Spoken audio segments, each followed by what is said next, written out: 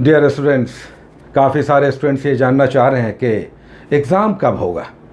आपने देखा कि लॉकडाउन में 20 तारीख के बाद जो हॉट स्पॉट्स नहीं हैं वहाँ सीमित रूप से ढील दी गई है, खासकर कुछ कार्यालयों में, ताकि काम आगे बढ़े। सीमित रूप में स्टाफ्स को 30% 35% स्टाफ्स को आने दिया जा रहा है ताकि काम आगे बढ़े। और आपने देखा कि बीपीएससी ने इस दौरान आते ही 20 तारीख को ही आते ही काम किया और 65वीं मेंस का फॉर्म भरने का डेट निकाल दिया। तो दूसरे आयोग भी काम कर रहे हैं, आपका भी डेट आएगा। सब इंस्पेक्टर का डेट होपफुली हमें लगता है आप मान कर चलें कि जून के लास्ट या जुलाई मंथ में ही आप ये मान कर चलें कि आपका एग्ज़ाम हो सकता है, या एक आध महीने और ये आगे बढ़ेगा। ये डिपेंड करेगा कोरोना के प्रभाव पर। अगर कोरोना जो अभी भारत में थोड़ी सी स्थिति ठीक हुई है, बीच बीच में कहीं कहीं बढ़ जाता है, लेकिन ये स्थिति भारत में उस तरह से बहुत विकराल नहीं है। तो हम लोग उम्मीद करें कि आने वाले 1-1.5 महीने में स्थितियाँ सुधरेंगी और तब दूसरी संस्थाएं जो भी हैं वो सब काम करेंगे। हमारा ये मानना है कि आप एग्ज़ाम ज़रूर होना चाहिए और इसकी चिंता होती है, लेकिन पढ़ते रहना है। आपका पढ़ाई आगे काम आएगा। तो एग्ज़ाम आप मान कर चलें कि जुलाई में हो सकता है, डिपेंड करेगा कोरोना की स्थिति पर। लेकिन उससे पहले हम अपना बदन हाथ मजबूत कर लेंगे। जो तैयारी कर रहे हैं इसे स्ट्रेंथन कर लें, ताकि एग्ज़ाम में जब भी हो हम अपना बेस्ट देकर आएँ। सील कहते हैं ना, मोहर मारना, मोहर मारकर हम लोग आएंगे। तो इसके लिए हमारा प्रयास ऐसा हो कि डेफिनेट रिजल्ट आना हो। चलिए, आज जो हम लोग टॉपिक्स कर रहे हैं उसमें 38 नंबर एपिसोड होगा। इसमें पहला टॉपिक हम लोग मेडिएवल में इन कर चुके हैं, मध्यकालीन भारतीय इतिहास। बहुत सारे लोग कह रहे थे कि प्राचीन के बाद सीधे हम लोग आधुनिक में आ गए। चलिए, मध्यकालीन हम लोग कर रहे हैं। मध्यकालीन भारतीय इतिहास 2 भाग में है, दिल्ली सल्तनत और मुगल काल। 1206 से लेकर 1526 तक दिल्ली सल्तनत है। 5 वंश आपको दिखाई देंगे। इसमें गुलाम वंश, खिलजी वंश, तुगलक वंश, सैयद और लोधी वंश, 5 शासक वंश आपको दिखाई देंगे। 2 टॉपिक में हम लोग इसे समाप्त करेंगे। आज हम लोग पहला मध्यकालीन भारतीय इतिहास का पहला शासक वंश गुलाम वंश देखेंगे। इसमें सभी 3 शासक गुलाम थे किसी न किसी के। इसमें आपको ऐबक, इल्तुतमिश और बलबन 3 प्रमुख शासक दिखाई देंगे। साथ ही रज़िया सुल्तान नाम की एक महिला शासिका भी दिखाई देगी। तो 1206 से लेकर 1290 तक गुलाम वंश आप करेंगे। 1290 से लेकर 1320 तक खिलजी वंश करेंगे, जिसमें फिरोज खिलजी और अलाउद्दीन खिलजी 2 शासक दिखाई देगा। अलाउद्दीन खिलजी का शासन इंपॉर्टेंट है, एग्जाम में भी आता है। इसने पहली बार संगठित सेना रखी, नगद वेतन दिया, बाजार को, मार्केट को भी रेगुलेट किया और फिर बहुत सारे नए कर लगाए, जैसे चराई और घराई कर। तो ये सब एग्जाम में आता है। तो यहाँ पर 2 शासक वंश आपको करना है मध्यकालीन भारतीय इतिहास में।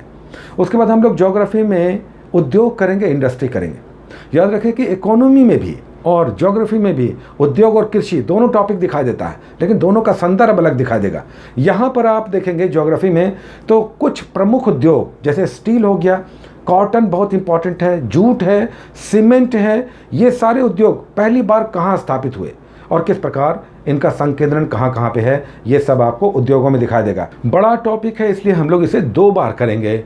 हमने आपको पूरा पेज दिया है उद्योग का, लेकिन ये हम लोग 2 बार करेंगे। तो आप आधा कर लें और उसके बाद आधा हम लोग नेक्स्ट टाइम पे करेंगे, यानी अगले टॉपिक में भी ये रहेगा। उसके बाद इंडियन पॉलिटी में आज हम लोग कर रहे हैं बहुत इंपॉर्टेंट टॉपिक, मूल अधिकार या मौलिक अधिकार, फंडामेंटल राइट, यानी भाग 3। ये बहुत बार एग्जाम में आ चुका है, पार्ट 3, भाग 3 और आर्टिकल 12 से लेकर 35 तक। और इस बीच 6 प्रमुख अधिकार। तो 7वां अधिकार कहाँ चला गया? पहले तो 7 मौलिक अधिकार थे। संपत्ति का अधिकार अब कहाँ चला गया?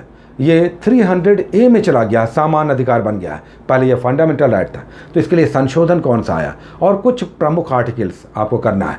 15, 16, 17, 21, 19, 23, 24 बहुत ही शोषण के विरुद्ध अधिकार बहुत बार आता है। 23, 24 कहीं पर बाल श्रम है तो कहीं पर बेगार पर प्रतिबंध है। उसके बाद 32 बहुत इंपॉर्टेंट है और इसमें जो रेट्स जारी करता है सर्वोच्च न्यायालय और राज्यों का उच्च न्यायालय, ये आपको समझें और क्यों इसे महत्वपूर्ण माना जाता है। तो हम लोग इंडियन पॉलिटी में मूल अधिकार कर रहे हैं। उसके बाद नेक्स्ट इकोनॉमी में हम लोग स्टार्ट ले रहे हैं।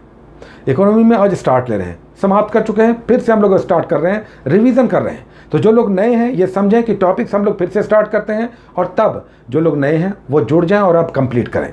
तो ये टॉपिक आज पहला ही टॉपिक है, इंट्रोडक्टरी है और ये है अर्थव्यवस्था के क्षेत्र, सेक्टर्स ऑफ इकोनॉमी। इसमें आप प्राइमरी, सेकेंडरी और टर्शियरी सेक्टर समझें। वन, फॉरेस्ट, फिशरीज या खेती, ये सब किस सेक्टर में आता है। ये सब एग्जाम में आता है कि कौन सा विषय किस सेक्टर, क्षेत्र से संबंधित है। कॉल सेंटर्स किस सेक्टर्स में आते हैं, उद्योग किस सेक्टर में आता है, तो ये समझिए। और उसके बाद पूंजीवादी, समाजवादी और मिश्रित अर्थव्यवस्था समझना, बस केवल यहाँ पर 6 पार्ट हैं। उसके बाद फिजिक्स में हम लोगों का ग्रेविटेशन के बाद 5 छोटे छोटे टॉपिक्स हैं, लेकिन ये बराबर एग्जाम में दिखते हैं फिजिक्स के, जैसे प्रेशर यानी पास्कल्स लॉ समझना है, पृष्ठ तनाव क्या है, उसके बाद श्यानता क्या है, प्रत्यास्था क्या है, तो ये सब आपको समझना है। आर्किमिडीज का सिद्धांत, बर्नौली का थ्योरम, तो ये सब आप 5 छोटे छोटे टॉपिक्स यहाँ पे करेंगे। और उसके बाद हम लोग बायोलॉजी में आज ले रहे हैं प्रकाश संश्लेषण, फोटोसिंथेसिस, तो इसे समझना है, इसके बायोकेमिकल फार्मूला को भी समझना है और क्या होता है, कैसे फोटोसिंथेसिस होता है, किस रंग में फोटोसिंथेसिस सर्वाधिक होता है, तो ये आप करेंगे आज। अगेन इंपॉर्टेंट टॉपिक फोटोसिंथेसिस में। उसके बाद हम लोग विविध से टॉपिक कर रहे हैं, जो अगेन एक अच्छा टॉपिक होता है। और आज भी अच्छा टॉपिक है, बॉक्स बना कर दिया हुआ, जितने अंतर्राष्ट्रीय संगठन हैं उनका हेडक्वार्टर। तो आप जान रहे हैं कि जिनेवा बहुत सारे संगठन का हेडक्वार्टर है, इसे याद रखना चाहिए। 7 प्रमुख बड़े ऐसे संगठन हैं जिनका हेडक्वार्टर स्विट्जरलैंड जिनेवा में है। WTO, WMO, WHO, ILO, इन सब का हेडक्वार्टर जिनेवा स्विट्जरलैंड में है। तो हेडक्वार्टर करें संयुक्त राष्ट्र संघ, वर्ल्ड बैंक, IMF, ये सब इंपॉर्टेंट होगा अगेन। और फिर हम लोग 2011 की जनगणना करते हैं, जिसमें साक्षरता हम लोग कर रहे थे, लिटरेसी रेट, लेकिन अब सेग्रीगेट करके करेंगे। इसमें हम लोग मेल लिटरेसी रेट, पुरुष साक्षरता कर रहे हैं कि पुरुष साक्षरता दर भारत में कितना है, और टॉप के स्टेट्स 3 कौन से हैं, एक बॉटम का स्टेट, और फिर आपका अपना राज्य, वहाँ पुरुष साक्षरता क्या है, कौन सा ज़िला टॉप पे है, ये सब आप करेंगे। उसके बाद करंट अफेयर्स करते हैं, जिसमें हम लोग ऑनलाइन कर रहे हैं डेट वाइज, 5-5 दिन का, 6-6 दिन का हम लोग लेकर चल रहे हैं जनवरी 2020 का, जिसमें आज हम लोग 25 तारीख से लेकर 25 जनवरी से लेकर 30 जनवरी तक 6 अलग अलग डेट वाइज करंट अफेयर्स करना।